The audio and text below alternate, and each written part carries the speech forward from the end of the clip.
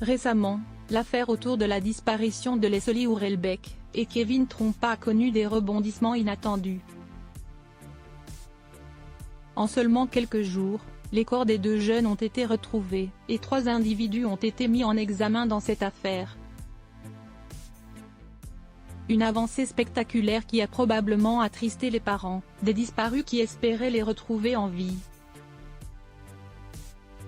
Mais suite à la terrible découverte des corps, et comme l'ont souligné nos confrères de RMC Crime vendredi 10 mars, les proches du père du jeune homme ont récemment lancé une invitation publique à une marche blanche sur les réseaux sociaux.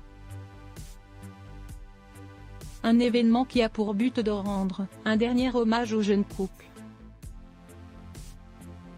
Le départ de la marche se fera à 14 h depuis la place de la Brèche, dans le centre-ville de Niort. Il est demandé aux participants de venir avec une fleur de leur choix, ont rapporté nos confrères. Pourtant, tout porte à croire que les parents de Leslie ne participeront pas à cette marche. Au cours d'une conférence de presse, tenue mardi 7 mars, Cyril Lacombe, procureur de la République de Poitiers, avait révélé quels étaient les résultats d'analyse faites sur les corps des deux jeunes, retrouvés à Puyraveau.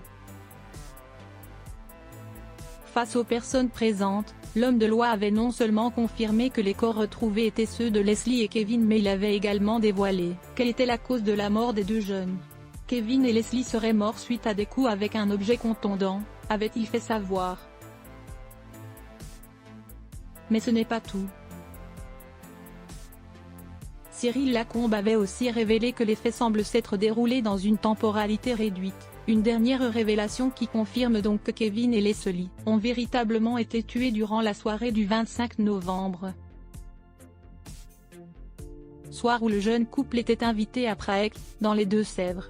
À ce jour, 3 suspects ont été mis en examen dans cette affaire. Ils demeurent, à ce stade de l'affaire, présumés innocents des faits qui leur sont reprochés.